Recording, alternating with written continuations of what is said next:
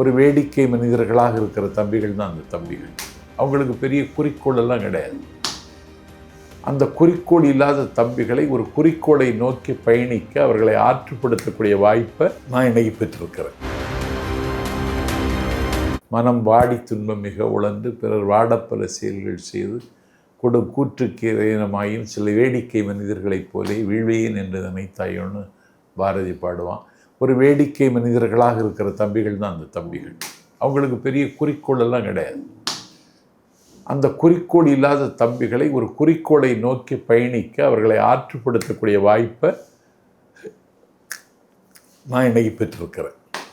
புதிய சொற்பொழிவுகளை உருவாக்குங்கன்னு சொன்னார். நான் சொன்ன முதல்ல சேர்வர்கள் கூட்டம் நடத்தணும். அப்போ தான் அந்த சேர்வர் கூட்டத்தில் கலந்து கொள்கிற பொழுது ஒரு யூனிட்டி வரும். அந்த சங்கமத்தில் ஒரு சந்தோஷம் வரும். அந்த சங்கமம் அவங்களுக்கு இருப்பை உறுதி செய்யும். அந்த சங்கமம் கமிட் பண்ணி வச்சிடும். வேறு சேர்வர்கள் கூட்டம் நடத்துங்க, நான் பேசுகிறேன்னு சொன்னேன்.